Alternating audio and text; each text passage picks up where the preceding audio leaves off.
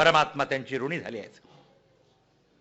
आणि जगाच्या पाठीवर एकमेव इतिहास जो पूर्वी झाला नाही आणि नंतरही होणार नाही, सदेह वैकुंठाला गेलेले एकमेव तुकाराम महाराज आहेत कलियुगामध्ये. कुणाला शंका आहे का? खरंच गेले असतील का? आपण इथंच बोलायचं कारण जातच, कारण आपली पोहोच तिथपर्यंत नाहीच आहे. आपली पोहोच त्यांच्यापर्यंत जाऊ शकत नाही. त्यांची स्थिती, त्यांची अवस्था आणि वस्तुस्थिती आहे, सत्यस्थिती, की भगवंताने विमान पाठवलं आणि तुकाराम महाराज सदैव वैकुंठाला गेले. जाण्यापूर्वी 8 दिवस पत्नीला सांगितलेलं आहे, जाण्यापूर्वी 8 दिवस अभंगाची रचना केली आहे त्यांनी, की मी असा जाणार आहे, माझा आता जीवनाचा शेवटचा काळ आहे. पुन्हा भगवंताचं विमान आल्याबरोबर विमान आलेलं हेही वर्णन केलेलं आहे. जर खोटी गोष्ट असती तर कोणीतरी म्हणाला असतं की नाही तुकाराम महाराज खोटं बोलले, ते काही वैकुंठाला हजारो लोक होते ना. तुकाराम महाराज शेवटच्या काळापर्यंत इतके प्रसिद्ध झाले होते की त्यांच्याबरोबर नेहमी मांदियाळी असायची संतांची. मग कोणीतरी लिहिलं असतं की ते वैकुंठाला गेले नाही. उलट माणसं अशा गोष्टी जास्त लिहितात, पण कुणीतरी लिहिले का? नाही. म्हणजे सत्य आहे, सगळ्यांनी मान्य केलंय की तुकाराम महाराज सदैव वैकुंठाला गेले.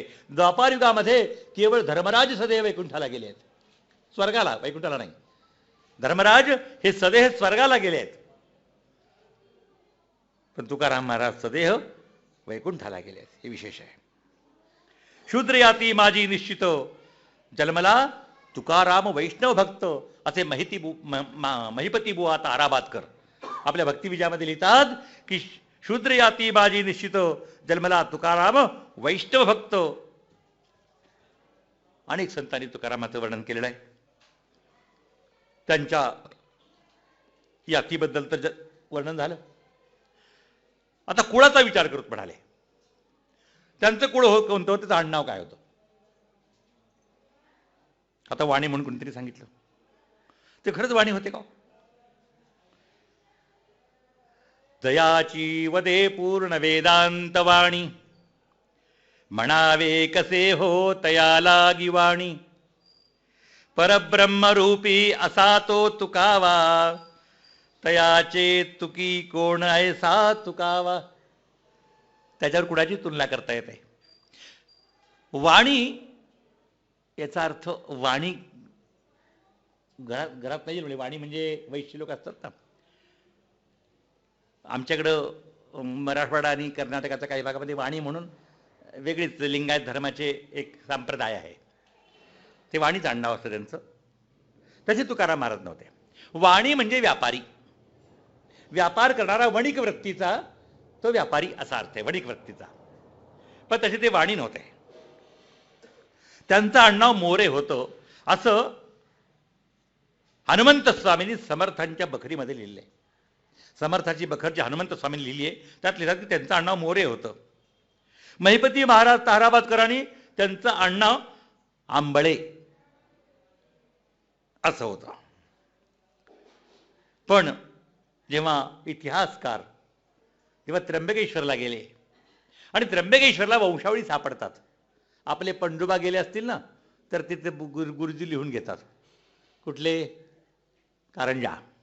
सांगा बापाचं नाव, सांगा मुलाचे नावं, सांगा भावाची नावं, सगळ्या वंशावळी त्यांच्याकडं असतात. आपण जरी त्र्यंबकेश्वर किंवा अलाहाबाद आपल्या पंडेकडे गेलो ना, कुठून आला सगळे विचारतात तुम्हाला, कुठून आला? भंडारा. आमच्याकडे तुमची पूर्वज यायची, या. आणि सगळी वंशावळी त्यांच्याकडं लिहिलेली असते. तसं त्र्यंबकेश्वरला जेव्हा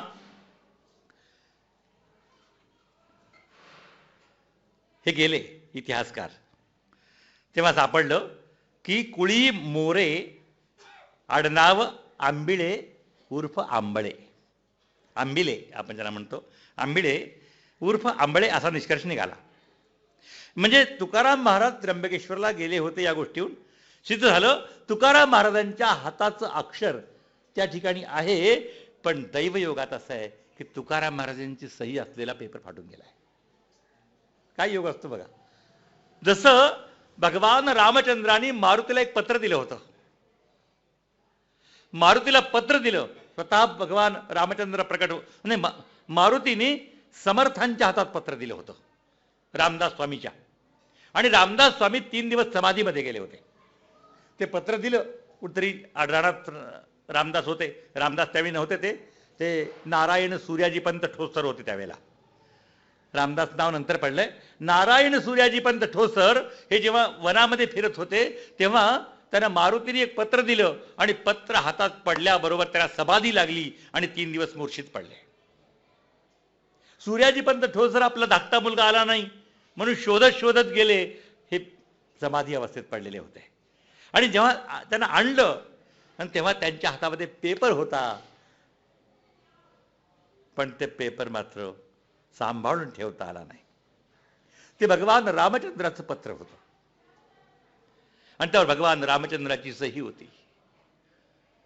आणि मारुतीरायाने ते पत्र समर्थांना दिलं होतं. पण इतकं कालाच्या ओघात दुर्लक्ष होतं की अशा अनमोल वस्तू लुप्त होऊन जातात. तसं त्र्यंबकेश्वरला या गायधनी, त्यांचं नाव शंकर गोविंद गायधनी, यांच्याकडे ही सगळी यादी सापडली आणि त्यामध्ये खाली जो पेपर जुने बाण असतात ना, त्यामध्ये खालचा पेपर तुकाराम महाराजांचा सहीचा फाटून गेलेला आहे. त्यात असं लिहिलेलं आहे की नारोबा गोसावी पिते. नारोबा गोसावी म्हणजे मुलगा यांचा पिता तुकोबा गोसावी व आजोबा भाऊ विठोबा गोसावी, महाजी गोसावी, सगळ्यांची नावं लिहायची त्यावेळी, भावाचे, चुलत्याचे वगैरे. विठोबाचे पुत्र उधोबा रामजी गणेश गोसावी, गोविंद गोसावी, महाजीचे पुत्र आबाजी, चुलते कान्होबा गोसावी. हे सगळं त्यात दिलेलं आहे. अशी परंपरा सापडलेली आहे. त्यात नारायण बुवानी एक स्पष्ट केलेलं आहे की कुणबावाणी आडनाव आंबिळे कुळी मोरे, असं वाक्य लिहिलं. त्यावेळची मराठी ती. काण्णवच्या घरी पण काही वस्तू सापडल्या. काण्णव त्र्यंबकेश्वरी आहेत कुलपुरी, त्यांच्याकडे काही सापडलेले आहेत, त्यांच्यातही काही लिहिलेलं आहे. असो, अशा प्रकारे तुकाराम महाराज हे आंबिळे यांचं आडनाव मोरे कुल आहे. त्या काळात तुकाराम महाराजांचं घर अगोदर प्रतिष्ठित होतं. देहू गावामध्ये त्यांची प्रतिष्ठा खूप होती आणि त्यांच्याकडं देहूची महाजनकी होती. महाजनकी चालवण्याची वृत्ती 7 पिढ्या चालली. 7 पिढ्यापर्यंत महाजनकी होती. परंतु 8व्या पिढीमध्ये मात्र तुकाराम महाराजांनी घालवली. ऑफिसमध्ये गेल्यानंतर माळ घेऊन बसल्यानंतर ठेवतील का ऑफिसमध्ये? काढून टाकतील ना. तसं महाजनकी चालवायला सुद्धा एक प्रकारचं त्याचा कर्तव्य आहे. ते सगळं सोडून देऊन तुकाराम महाराज भंडाऱ्या माळावर जाऊन बसायचे आणि टाळ वाजवीत भजन करायचे. कोण महाजनकी ठेविलो? त्यांची महाजनकी गेली होती. पुढे त्यांचे चिरंजीव नारायण बुवा यांनी परत मिळवली. माझ्या पूर्वजांना ही महाजनकी होती आणि ती परत मिळावी म्हणून त्यांनी शिवाजी महाराजांच्या दरबारमध्ये अर्ज दिला आणि त्यानुसार त्यांना महाजनकी परत पुढच्या पिढीला मिळालेली आहे. शिवाजी महाराजांचं पत्र आहे. त्यात असं लिहिलंय की तुकोबा गोसावी यांचे पुत्र नारायण गोसावी यांनी सांगितले की मौजे देहू परगणे मजकूर पुणे येथील महाजनकी आपल्या वडिलांची मिरासी आहे. वडील गोसावी झाले, संत झाले, वडील गोसावी झाले, याकरता महाजनकी चालायची उपेक्षा करत गेले. आपण न चालवावे तर वृत्तीचा लोप होतो, याकरता महाजनकी आपली मिरास आहे आणि आम्ही ते चालवू पाहतो म्हणून ती महाजनकी आम्हाला देण्यात यावी. शिवाजी महाराजांनी यांना देण्यात यावी असं पत्र लिहिलेलं आहे. यांची महाजनकी मिरासी पहिलेपासून चालत आली आहे आणि तेनेप्रमाणे चालवणे असं तुकाराम महाराज शिवाजी महाराजांनी त्यांना ती महाजनकी दिलेली आहे. म्हणजे या विवेचनावरून तुकाराम महाराजांनी उपेक्षा केली. संतांच्या जीवनात हे एक गोष्ट आहे, कुठलंही भौतिक सुख भोगायचं नाही. भौतिक सुख भोगायचं नाही, कारण या देहाला सुखाची इतकी सवय होऊन जाते. मग एकदा सुख मिळालं ना मग दुःख नको वाटतं. एकदा गादीवर झोपायची सवय झाली ना मग जमिनीवर झोपायला नको वाटतं. म्हणून गजानन महाराज एका मोठ्या घरी गेले कोणी गजानन महाराज म्हणतं, कोणी समर्थ रामदास स्वामी म्हणतं, कथा अशा बरेचसे आहेत. तर जाताना खडे घेऊन गेले, दगडाचे खडे, कंकर म्हणतो ना आपण, ते खडे घेऊन गेले. तिथे गेल्यानंतर नवीन मंचक तयार केला होता, त्यांची राहायची व्यवस्था, त्यांनी झोपायची व्यवस्था केली नवीन मंचकावर. संत काय मंचकावर झोपायला गेले? त्यांनी खडे टाकले, मंचकावर खडे टाकले, त्याच्यावर झोपी गेले. म्हणजे या देहाला भौतिक सुखाची जर प्राप्ती झाली तर भौतिक सुखामध्ये जीव गुरफटतो. तेच हवं हवं म्हणत असतो, लक्षात घ्या. म्हणून संत महात्मे भौतिक सुखामध्ये कधी गुरफटत नाहीयेत. या देहाला जेवढी देहदंडना करता येईल, कारण देह नश्वर आहे. या देहामध्ये ममता गुरफटता कामा नये. सगळ्यात प्रिय काय सांगा बरं माणसाला? सगळ्यात प्रिय काय जगामध्ये? अकबरने बिरबलला प्रश्न केला होता, सगळ्यांनी सांगितलं सगळे प्रिय, सगळे, कुणी प्रिय पत्नी प्रिय, कुणी म्हटलं पुत्र प्रिय. बिरबल म्हणाला नाही, आत्मा प्रिय, देह प्रिय, प्राण प्रिय.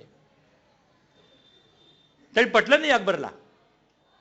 त्याने म्हणजे ठीक आहे पाहूत या, आणि एक पाण्याचा हौद तयार केला, आणि पाण्याच्या हौदामध्ये एक माकड आणि त्याचं पिलू सोडलं, आणि पाणी सोडून दिलं. पाणी वाढत चाललं. मग ते इतकं झालं की त्या माकडीनं पिलाला उचलून घेतलं, खांद्यावर घेतलं, पुढे पाणी गळ्याच्या वर चाललं, डोक्यावर बसून घेतलं. आणि जेव्हा पाणी नाकाच्या वर गेलं, पिलाला खाली घातलं आणि वर उभा टाकले. स्वतः वाचण्याकरता आपल्या पिलाला खाली ठेवलं, पायाखाली, आणि त्याच्यावर उभा टाकली. म्हणजे कोण प्रिय आता? आपला जीव प्रिय. लक्षात घ्या, आपला जीव प्रिय आहे. म्हणून या देहाबद्दलची आसक्ती ही माणसाला बरेच वेळा अधोगतीला कारण ठरते. हे शरीर मिथ्या आहे, म्हणून संतांनी कधी देहाकडे पाहिलं नाही. तुकाराम महाराजांच्या चरित्रात विचारूच नका. त्यांनी देहाबद्दल इतकी दंडना केली आहे. किती उपवास, धन कमवायचं नाही, कुणाला मागायचं नाही, आणि कुणी दाते देत नाहीत. अशा अवस्थेमध्ये तुकाराम महाराजांचं उभं चरित्र कष्टात गेलेलं आहे. भाग्यवान आहेत एकनाथ महाराज, ज्यांच्या घडी वैभव समृद्ध आहे. रोज 5-25 लोक पंक्तीला बसलेले आहेत, संत महात्मे पंक्तीला बसतायत. असे राजयोगी फार कमी असतात. पण जे संत असेही असतात की ज्यांच्याकडे माध्यान्हाची, सुदामदेवाच्या घरची अशी परिस्थिती वर्णन केले संतांचं की जेव्हा सुदामदेव भगवंताकडे गेले आणि भगवंताने विचारलं, सुदामा, वहिनींनी काय निरोप दिलाय? वहिनींनी काय निरोप दिलाय?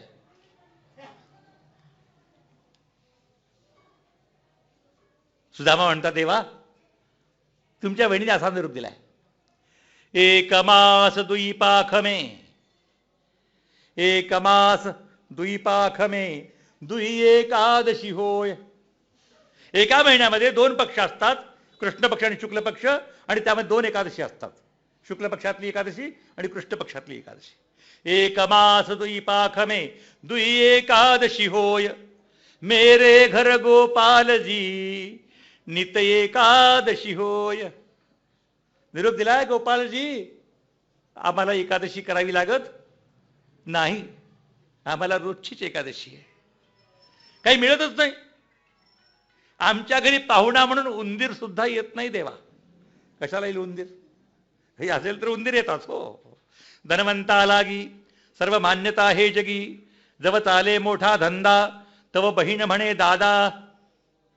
जेव्हा धंदा चालतो तेव्हा बहीण दादा म्हणते, निर्धन असलं की कोणी येत नाही. सर्वे गुणा कांचनमाश्रयंते, धन सगळ्यांना प्रिय आहे.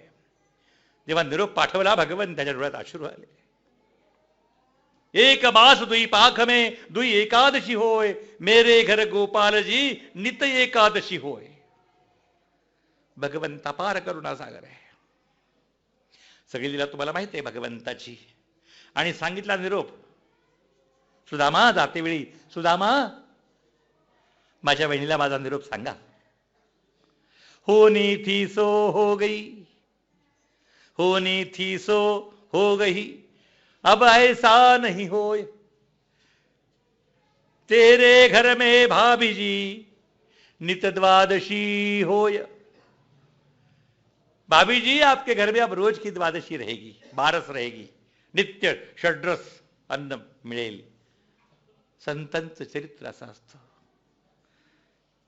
महाजनकी बुडवून टाकली तुकाराम महाराजांनी. कुणाला नकोय प्रतिष्ठा हो? कुणाला नकोय प्रतिष्ठा सांगा?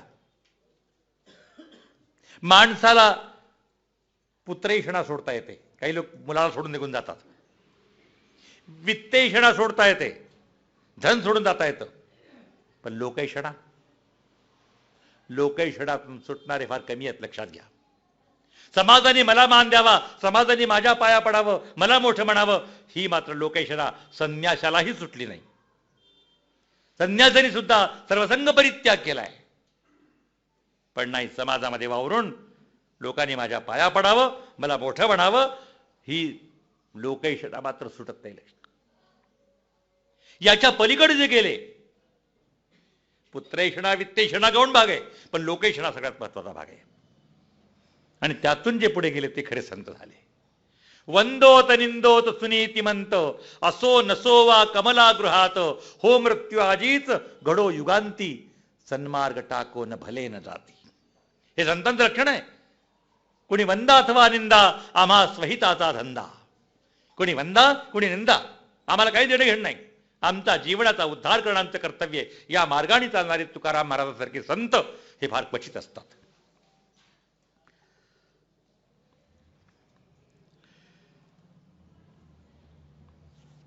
तुकोबांचे पुत्र पुढे थोडा मागे पुढे इतिहास होईल.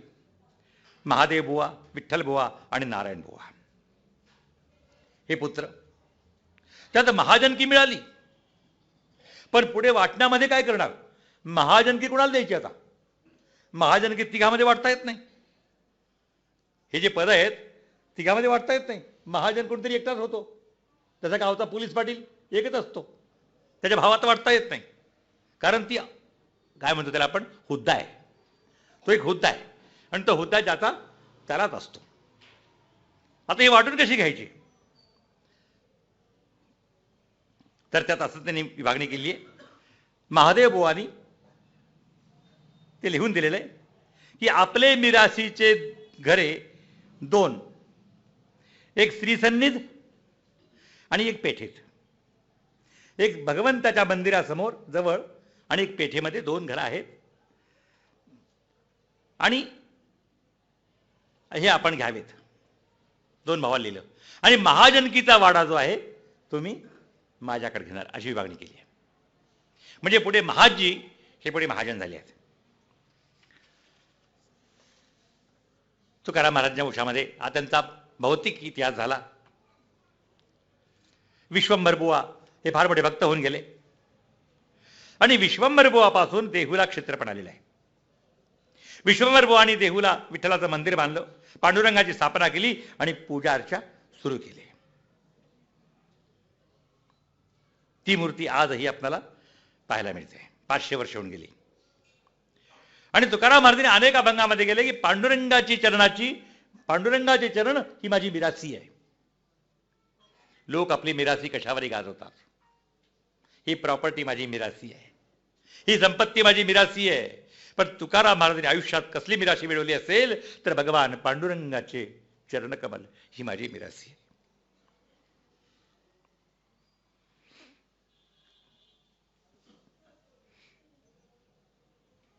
माझ्या वडिलांनी एकादशी ही मला मिरासीमध्ये दिलेली आहे आणि त्या महाव्रताची उपासना करून मी माझ्या पांडुरंगाला वश केलंय.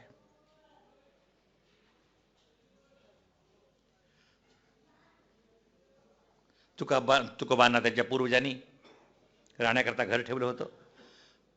थोडं जमीन जुमला होता आणि महाजनकीचं वतर मिळवून ठेवलं होतं.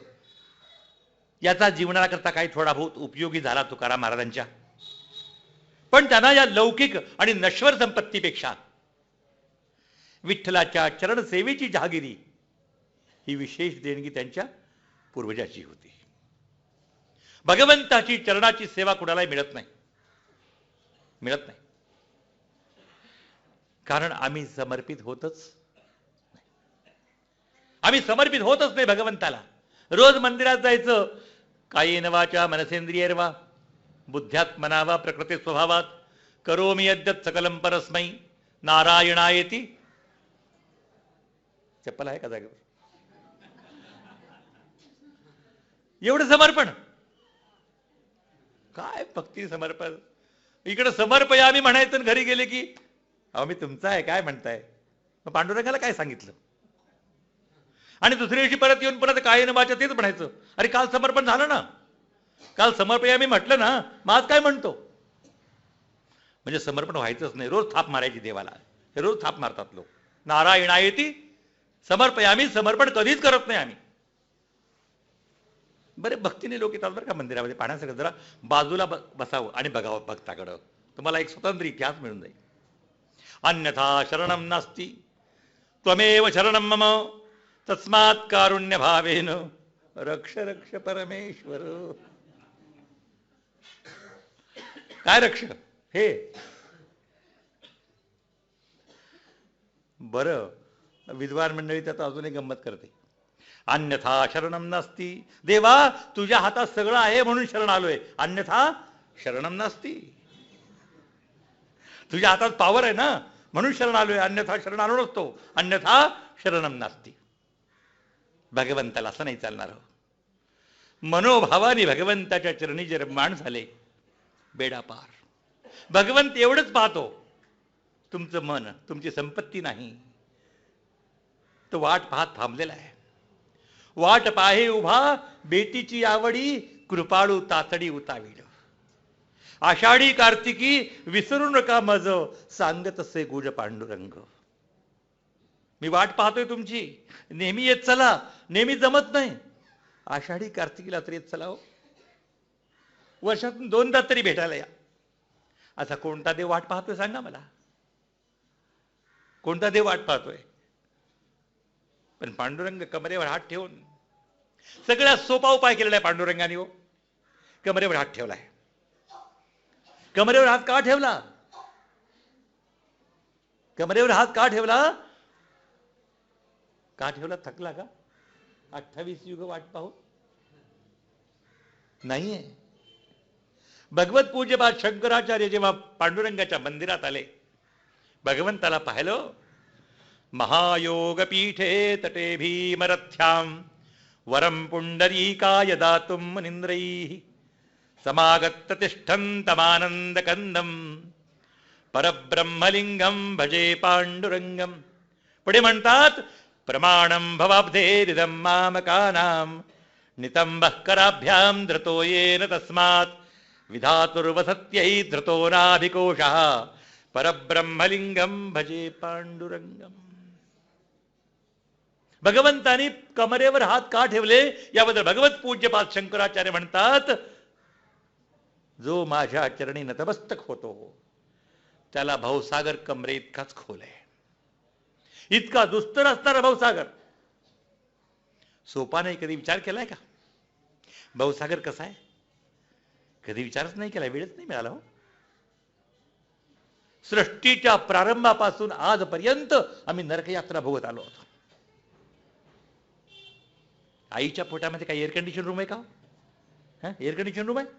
आईच्या पोटामध्ये त्या नरकामध्ये रक्त मांस याच्यामध्ये 9 महिने लोळत राहिला. आईच्या पोटातले जंतू चावायचे. तुम्हाला आपलं रक्षण करता येत नव्हतं, खाजवता येत नव्हतं चावला तरी. अशा अवस्थेत 9 महिने काढले. कंटाळलात. देवा हात याच्या पुढे मी करणार नाही असं हे म्हणालात तिथं. याच्या पुढे गर्भवासामध्ये मी येणार नाहीत हे भगवंताला तुम्ही सांगितलं. आणि भगवंतानी कृपा केली, तुम्हाला बाहेर लुटून दिलं. आणि बाहेर आल्यावर म्हणताय मी केव्हा म्हणालो? कवा कवा करतो ना ते लेकरू.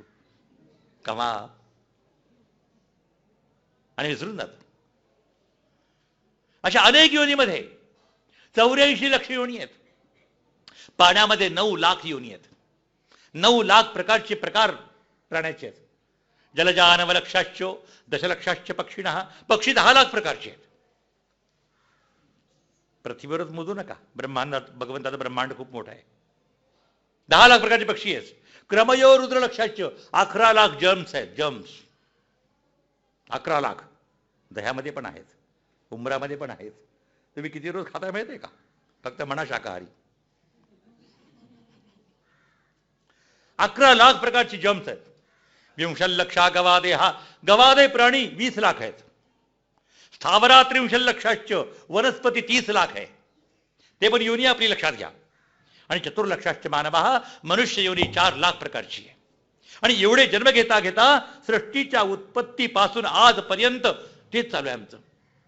पुनरपि जननम पुनरपि मरणम, पुनरपि जननम पुनरपि मरणम, पुनरपि जननी जठरे शयनम, य संसारे खलु दुस्तारे कृपया पारे पाहि मुरारे. भज गोविंदम गोविंदम भज मूढमते. आचार्य सांगतात पुनरपि जननम पुनरपि मरणम. दुस्तर संसार सागर आहे. सगळ्यात भयानक काय असेल तर संसार सागर आहे. काय तरी काय सांगतात महाराज लोक. काय मस्त आहे हो. 4 मजली बंगला आहे नागपूरला आमचा. दारात लांबच्या लांब गाडी आहे. ही गाडी येणार नाही बरोबर, बंगला येणार नाही बरोबर. 5 लक्ष घरे जेथे काशा आणि तांब्याची, शुद्ध कांचनाची सप्तकोटी. लंकेचं वैभव सांगतात 5 लाख घरं जिथं काशाची आणि तांब्याची होती, शुद्ध सोन्याची 7 कोटी घरं होती. किती? 7 कोटी. 30,000 रुपये तोळा. मोजा एका घराला किती लागेल. आणि असे 7 कोटी घरं होती. शुद्ध कांचनाची सप्तकोटी. तुका म्हणे ज्याची संपदा एवढी, सांगा ते कवडी गेली नाही. इतका मोठा रावण हे कवडी बरोबर घेऊन जाऊ शकला नाही. मग याच्याकरता कशाला भाव ठेवायचा आहे? करा, प्रयत्न करा. संसाराला आवश्यकता आहे, पण अनितीच्या मार्गाने आपल्या जीवनाचं अकल्याण करण्याकरता करू नका. हा दुर्लभ नरदेह परमभाग्याने मिळालेला आहे. नरदेहाचे साधने सच्चिदानंद पदवी घेणे, ऐसा अधिकार नारायणे. कृपावलोकने दिला, भगवंतानी कृपा केली म्हणून हा मनुष्य देह मिळाला आहे. तो कशा करताय? कशा करताय?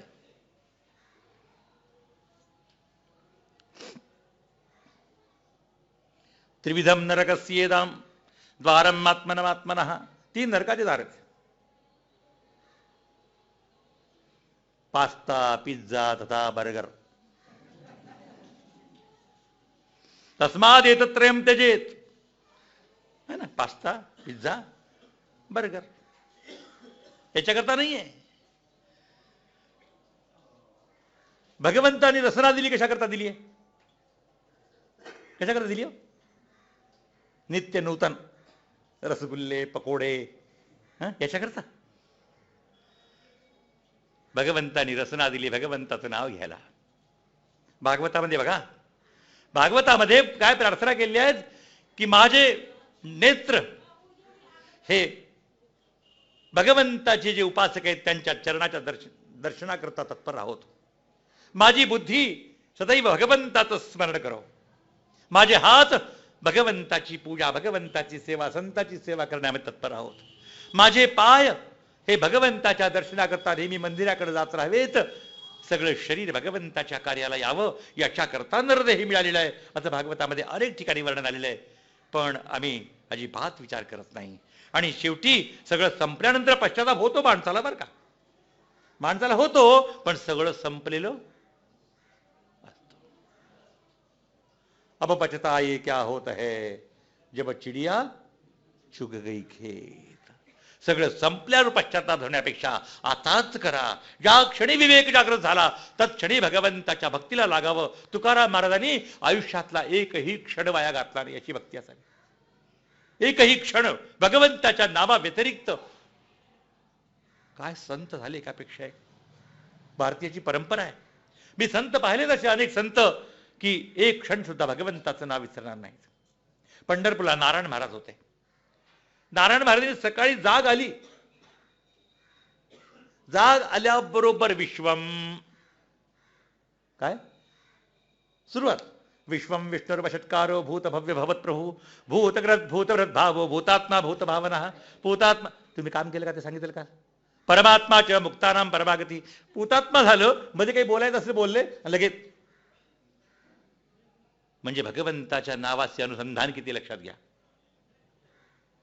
मध्ये थांबल्या थांबल्या विसरायचं नाही. एकोनैक स्तव काय झालं, काम करा. यत्तत्पदमनुत्तमम लोकबंधुर्लोकनाथो माधवो भक्तवत्सला. एक क्षण सुद्धा आयुष्यातला व्यर्थ गेला लाखो रुपये देऊन मिळत नाही. आणि या संसाराकरता किती करा, संसार हा अपूर्णच आहे. कुणीतरी जगाच्या पाठीवर संसार पूर्ण केलाय का? कधी तृप्ती झाली का कुणाला? खरंच धन्य झालो नाही वाटणार. सुंदर वर्णन केलेत. एको वष्टी शतम शती दशशतम लक्षम सहस्रावधी. एक मिळाली की 10 मिळावं वाटतं, 10 मिळाली की 100 मिळावं वाटतं, 100 मिळाली की 1000 मिळावे वाटतात, 1000 मिळाली की लाख मिळावे वाटतात. मग काय मंत्रीपद मिळावं वाटतं, मग केंद्रीय मंत्री व्हावं वाटतं, मग मुख्यमंत्री नाही प्राईम मिनिस्टर व्हावं वाटतं. आशावधी कोगत. आशावधी, आशा कुणाच्या संपलेल्या नाहीत. आशा नावाची तृष्णा अशी आहे की लोखंडाच्या साखळीनी बांधलेला पशु जितकी साखळी लांब असते तितकंच फिरतो. तेवढ्या अंतरावर फिरतो ना, त्यापेक्षा जास्त जाऊ शकतो? जाऊ शकत नाही. परंतु आशा नावाची श्रंखला, काचित आश्चर्य श्रंखला, की त्या आशा नावाच्या श्रंखलेला ज्याला बांधलंय तो जगभर फिरत राहतो. इथे मिळेल का, तिथे मिळेल का, हे मिळेल का, ते मिळेल का. आशा नावाची साखळी अशी आहे आणि ती कधी तृप्त होत नाही. त्यापेक्षा भगवंताची कृपा जर प्राप्त झाली तर जीवनाचं कल्याण होईल. आणि तुकाराम महाराजांचा उपदेश हाच आहे. तुकाराम महाराजांची वाणी परखड आहे. ते जगाची पर्वा करत नाहीत, कारण मिंधे नाहीत कुणाची तुकाराम महाराज. तुमचं मी घेतलं तर मला मिंधेपणा येईल ना, हो ना. तुमचे माझ्यावर उपकार असतील तर मिंधेपणा, पण जगाच्या कल्याणाकरता अवतार झालाय ते कुणाला मिंधे राहतील. त्यांचे अभंग पहा तुम्ही. काही शब्द असेत की सभेत सांगता येत नाहीत. किती सांगितले तरी नाही किती बोडकीचे आहे ना असा अभंग एक. पुढे सिंदळीचे रडतील. काय गोड शब्द आहेत ना. का बुडती हे जन न देखवे डोळा. संतांचं हृदय इतकं नवनीतासारखं असतं नाही म्हणाले. सज्जनस्य हृदयम नवनीतम चुकीची कल्पना आहे. संतांचं हृदय नवनीत असतं ही चुकीची कल्पना आहे. कारण लोणी त्याला अग्नी लागल्यावर विरघळतं, बरोबर आहे. लोण्याला अग्नी लागल्यावर विरघळतं, पण संत दुसऱ्याला अग्नी लागला तरी विरघळतात. लोण्याला स्वतःला ताप जर लागला, ताप म्हणजे उष्णता, तर स्वतः विरघळतं. पण संत दुसऱ्याच्या तापाने सुद्धा द्रवित होत असतात. म्हणून संतांचा महिमा जास्त सांगितलेला आहे. जीवनाचं कल्याण कसं करावं हे तुकारामांच्या चरित्रातून आपल्याला खूप पाहायला मिळतं. माझी मिरासी पांडुरंगाचे चरण आहेत. माझी मिराशी एकादशी महाव्रत आहे हे त्यांनी स्वीकारलेलं आहे.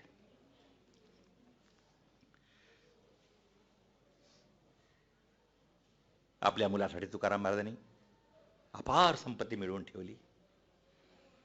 ठेवतात ना लोक, ठेवतात ना. किती मी सांगत असतो नाही प्रवचनात, 22 पिढ्या, 22 पिढ्या बसून खातील एवढी संपत्ती आहे. मग चिंता कसली? 23वी पिढी काय खाणार आहे? मग 23व्या पिढी चिंता करणारे माणसं आहेत. पण तुकाराम महाराजांनी आपल्या वंशीच्या करता काही ठेवलं नाही. आपल्या पुत्राकरता धन कमवून ठेवणारे माता पिता खूप आहेत, पण आपल्या पुत्राकरता पांडुरंगाची उपासना ठेवून जाणारे असे संत फार क्वचित आहेत. विठ्ठल भक्तीचा वारसा त्यांना मिळालेला आहे आणि विठ्ठल भक्तीची दैवी संपत्ती मला मिळाली. विठ्ठलाच्या ओटीमध्ये मला घातलं. आता तुकाराम महाराजांना वारंवार वाटायचं भाग्याची गोष्ट आहे मी भगवंताचा होणं. हे लक्षात घ्या. आम्ही भगवंताचे कधीच होत नाही, कधीच होत नाही. गरज पडली तर भगवंत माझा म्हणतो नौकर, भगवंत माझा, पण मी भगवंताचं एवढं समर्पण कधीच होत नाही. आणि त्यापेक्षा पुढची भक्ती अशी आहे, भगवंतानी म्हणावं 3 प्रकार सांगितलेले आहेत. मी देव माझा, दुसरं मी देवाचा, आणि भगवंतानी म्हणावे की हा माझा. ज्या क्षणी भगवंत म्हणतील हा माझा आहे, तो जीवनातला अत्युच्च कल्याणाचा क्षण आहे. भगवंतानी म्हणावा हा माझा आहे. त्याकरता परंपरा पाहिजे. मनुष्याचे संस्कार आणि मनुष्याचा प्रारब्ध या 2 गोष्टी महत्वाच्या आहेत. मनुष्य वाईट निघतो, याला 2 कारणं सांगितलेली आहेत. एक, घरातलं वळण. घरातलं वळण आणि त्याच्या पूर्वजन्माचे संस्कार, दोन गोष्टी आहेत. एखाद्याचे पूर्वसंस्कार चांगले असतात, मागच्या जन्माचं पुण्य केलं असतं, पण घरात आल्यानंतर घरचे वळण वाईट असतं. त्यामुळं मुलगा बिघडू शकतो किंवा एकदम शुद्ध होऊ शकतो पश्चात्तापाने. हिरण्यकश्यपूच्या पोटी प्रल्हाद जन्मला, तेच उदाहरण आहे की पूर्वजन्म संस्कार चांगले असल्यामुळं, नारदाची कृपा झाल्यामुळं हिरण्यकश्यपूच्या घरी जरी जन्म घेतला तरी महाभक्त प्रल्हाद झाला.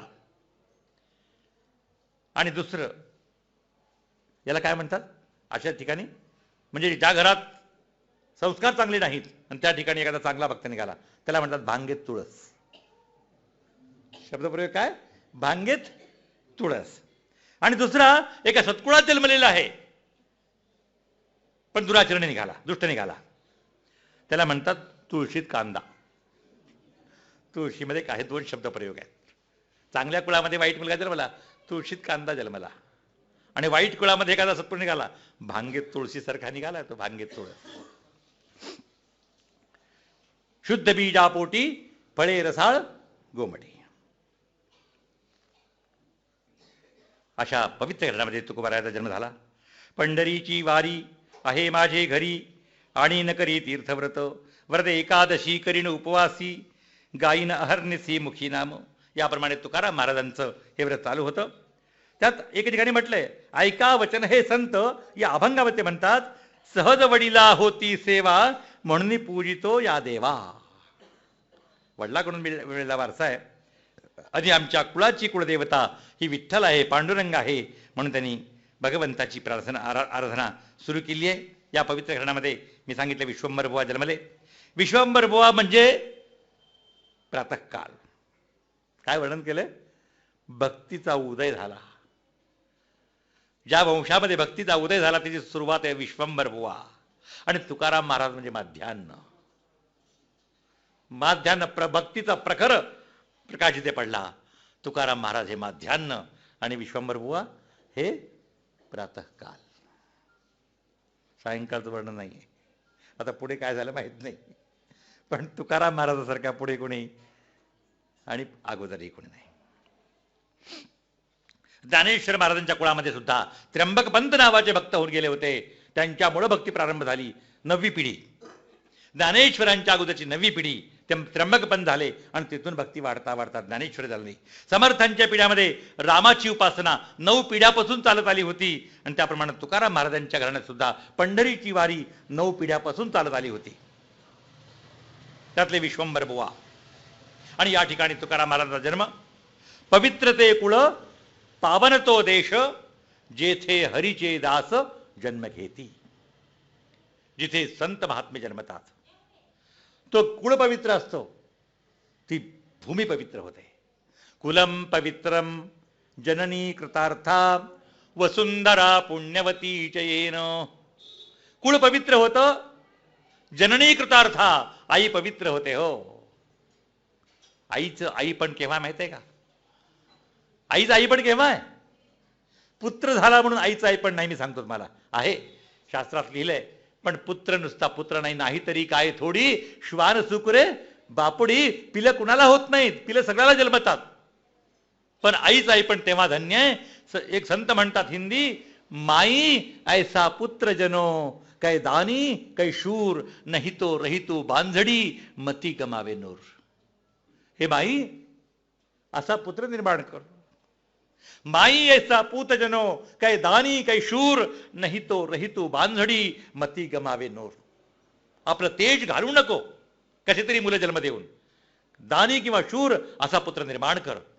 आणि खरंच काही माता झाल्यात, नारी निंदा मत करो, नारी नरकी खान, जिस खान से पैदा हुए भीष्म राम हनुमान. असेही पुत्र मातेने निर्माण केले आहेत. त्या तुकारामाची माता किती धन्य असेल, हो ना. काय करंटा पुत्र जन्मला हो, सगळं दिवाळं काढून घेतलं हो. नाही नाही, त्यांनी जे मिळवलं त्या जगाच्या पाठीवर क्वचित लोकांनी मिळवलेलं आहे. तुकारामाने जे मिळवलं ते जगाच्या पाठीवर फार क्वचित लोकांनी मिळवलेलं. लक्षात घ्या. या पवित्र कुळामध्ये हरीचे दास जन्म घेतात. तिथले पवित्र संस्कार, पवित्र वाणी आणि पवित्र विचार, या तीन गोष्टीचा त्रिवेणी संगम झाला पाहिजे. पवित्र संस्कार असले पाहिजे घरामध्ये. आता संस्कार काय? गुड मॉर्निंग मॉम, हाय डॅड, संस्कार. आणि कौतुक वाटतं आमच्या लोकांना. हो, माझा मुलगा इंग्लिशमध्ये मला गुड मॉर्निंग म्हणतोय. लाज वाटली पाहिजे, लाज वाटली पाहिजे. खरं पाहता ज्या घरात संस्कार नाहीत तिथे नरक खायला वेळ लागत नाही. जे मुलं माता पित्याला नमस्कार करत नाहीत त्याचा कधीच भाग्योदय नाही होणार. जेवढे महापुरुष झाले ते मात्रभक्त होते. बघा तुम्ही, प्रल्हादाला भगवंतानी दर्शन दिलं, भेट दिली आणि एक अलौकिक स्थान दिलं. अतल बहुत कल्पी भंग नाही जयासी, ग्रहगण ऋषी तारा त्याहुने उंच होसी. भ्रमण करीत तुझ्या सगळे ग्रहगण तुला प्रदक्षिणा घालतील असं स्थान दिलं. एवढा मोठा ध्रुव झाला. आता काय काय कमी होतो? आता काय जायचं बसायला तिथं. पण वो ऊंचाई किस काम की जहां अपने दिखे नाही. माणूस किती जरी मोठा झाला पण आपली आई बाप दिसत नाहीत, त्याचं मोठेपण नाहीये. भगवंतानी एवढं वरदान दिलं त्याला, एक अलौकिक अभूतपूर्व, याच्या पूर्वी कुणाला मिळालं नाही, याच्या नंतरही कुणाला मिळणार नाही. आता स्थान दिलं. लगेच ध्रुवाने प्रश्न केला, देवा माझी आई?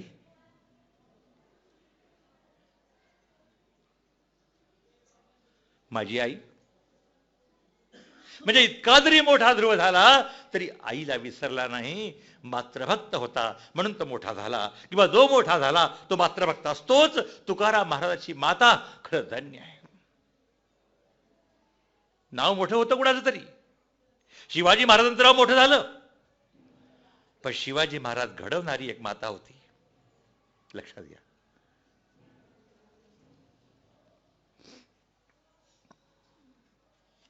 आणि तिच्या पुण्याईमुळं या संपूर्ण विश्वामध्ये कीर्तीचा ध्वज पसरणारा पुत्र तिच्या पोटी जन्मला आहे. म्हणून कुळाचार, परंपरा, कुळधर्म हे का सांगितलेले आहेत की आपल्या वंशामध्ये हे संस्कार चालत राहावेत. आणि वारीचे नियम सुद्धा का सांगितलेले आहेत की संस्कार चांगले असावेत. माणसं नियम करतात, सप्ताह करतात. सप्ताहात कांदा खायचा नाही, सप्ताहात लसूण खायचं नाही, 8व्या दिवशी 2 किलो फस्त. 4 महिने कांदे खायचे नाहीत म्हणून 4 महिन्याचे कांदे 8व्या दिवशी खाऊन संपवतात. त्याला म्हणतात कांदे. हा, माहिती आहे तुम्हाला? 4 महिने खायचे नाहीत म्हणून त्याच्या 9वी, 10मीला चातुर्मास सुरू होतो, 9मीला 4 महिन्याचे कांदे फस्त करतात. हे काय संस्कार आहे? अहो, व्रत घ्यावं लागतं आयुष्याकरता. व्रत दिवसाकरता नाही, व्रत महिन्याकरता नाहीये. आयुष्याचं व्रत असलं पाहिजे जीवनामध्ये. हे घेतलं, स्वीकारलं तर शेवटच्या श्वासापर्यंत व्रताचं उद्यापन केव्हा होतं माहित आहे का? व्रताचं उद्यापन म्हणजे जीवनाचा शेवटचा श्वास, हेच व्रताचं उद्यापन आहे. बाकीचे उद्यापन नाही. व्रत का करावं? वृत्ती बदलण्याकरता. माणसाची वृत्ती बदलली पाहिजे, त्याकरता व्रत आहे. आणि वृत्ती बदलत असेल तर ते व्रत निरर्थक आहे. वृत्तीमुळेच कृती होते. वृत्तीमुळं कृती होते आणि कृतीमुळेच संस्कृती किंवा विकृती ठरते. संस्कृतीमुळे देवत्व प्राप्त होतं आणि विकृतीमुळे असुरत्व प्राप्त होतं. म्हणून वृत्ती महत्वाची, त्याकरता व्रत करावे लागतात.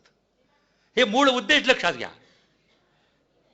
एकादशी आली, काय करता हो? एकादशीच्या आधी 3 दिवस मेन्यू ठरतो. एकादशीला काय करायचंय, हो ना? शिंगाड्याचा हलवा, साबुदाण्याची वडे, राजगिऱ्याचे लाडू. आजकाल ते पीठ मिळतं. कसलं पीठ? उपासाचं पीठ मिळतं ना आजकाल. त्याचे धपाटे, भाजणीचं पीठ. हा, भाजणीचं पीठ. आणखी खजूर, दोंडेजण केळी, राताळी. एकादशी काय जीव जातो एका उपवासे, फराळाच्या मिशे धनी होशी. एक दिवसाकरता काय तुझा जीव जातो काय? एक दिवस अन्न न खाल्ला तर त्यातल्या त्यात लक्षात ठेवा, 3 एकादशी तरी अशा करा. मी सांगतो 3 एकादशी तरी. आ भा का कोणत्या? अब्रिव्हिएशन आहे, अब्रिव्हिएशन. आमच्या संस्कृतीत अब्रिव्हिएशन आहे. इंग्लिश लोक म्हणतात इंग्लिशमध्ये येत आहे. आ भा का चितपक्षेषु आषाढ शुद्ध एकादशी, भाद्रपद शुद्ध एकादशी आणि कार्तिक शुद्ध एकादशी. या 3 एकादशीला फल मूल जलाहारी हृदयशल्य मार्पयेत. जर कुणी फळ घेतलं, मूळ घेतलं म्हणजे रताळू वगैरे, आणि पाणी जरी पिलं, माझ्या हृदयात मला बाण मारल्यासारखं होतं, भगवंतांनी सांगितलेलं आहे. आता प्रश्न, एकादशी किती लोक करतात? नाही इथे करत असतील सगळे, करता का ना सगळे? जर हात वर करा बरं. एकादशी किती लोक करतात? वा वा, काय संख्या आहे खरंच.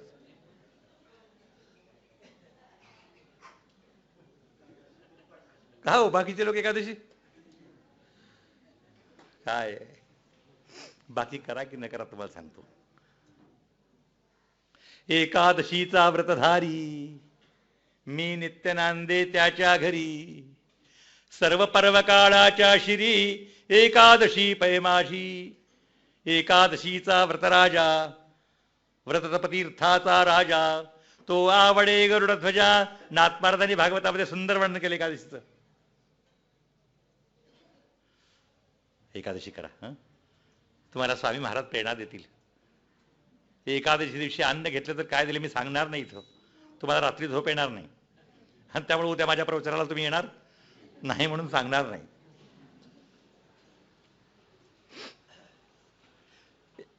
व्रत ज्यांनी घेतलेलं आहे, आता वारीबद्दल सांगतात ते मद्य मांस वर्ज्य करावं लागतं. आहे की नाही? का चालतं? वारी करणाऱ्याला चालतं का? मद्य मांस वर्ज्य करायचं आहे. याशिवाय गळ्यात तुळशीची माळ धारण करायची आहे.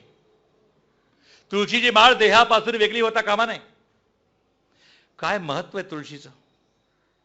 जी तुळशी पाहिल्यानंतर संपूर्ण पाप नष्ट करते. स्पृष्ट्वा वपुः पावनी, स्पर्श झाल्याबरोबर देह पवित्र होतो. अहो 2 गुंड भांडत होते, डाकू, आता वर्णन नाही. डाकू भांडत होते, भांडता भांडता त्यांनी मारले, शस्त्र काढलं आणि मारलं, आणि तो खाली पडला. पण पडला तो तुळशीच्या झाडावर पडला, आणि विष्णुदूत त्याला घेऊन जायला आले. ही कथा आहे. तुळशीचा स्पर्श जरी झाला, तुळस नेहमी घरात ठेवत जा, अशा कामाला येते. रागवू नका, पण सत्य मात्र एवढंच आहे. जगामध्ये सत्य काय असेल माहिती आहे का? बाकी सत्य काही नाही. मृत्यू मात्र हा सत्य आहे. त्याची तयारी प्रत्येकाने केव्हाही ठेवावीच लागते. आज नाही 10 वर्षानंतर तरी. हे मी 3री वर्षी शिकलो. माझ्या वडिलांनी सांगितलं, अरे रडतो कशाला, मी जाणार आहे म्हणून. या जगात सत्य काय असेल तर केवळ मृत्यू सत्य. म्हणून वारकरी संप्रदायामध्ये गळ्यामध्ये तुळशी असलीच पाहिजे. पंढरपूरची यात्रा वारी केली पाहिजे. एकादशी व्रत आणि हरिपाठाचे अभंग. ज्ञानेश्वरीची 1 तरी ओवी वाचायची. हे सगळे नियम वारकऱ्यांना सांभाळावे लागतातच. ही परंपरा तेव्हापासून आली आहे, आजची नाही. ज्ञानेश्वराच्या पूर्वी सुद्धा वारी होती. ज्ञानेश्वरामुळं वाढली, आणि त्याचा कळस झाला तुकाराम महाराजांच्या काळामध्ये. विश्वंभर बुवा, त्याच्या पत्नीचं नाव आमाबाई. विश्वंभर बुवानी आपल्या परंपरेचा वारसा चालवला होता, व्यापार चालवला होता. पण व्यापार कसा करावा हे विश्वंभर बुवाच्या चित्रातून कळतं. व्यवहार चोख ठेवायचा, खोटं बोलायचं नाही, तराजूला लोहचुंबक लावायचं. तराजूला लोहचुंबक असतो. तुम्ही साखर विकत घ्या दुकानात आणि घरी आणून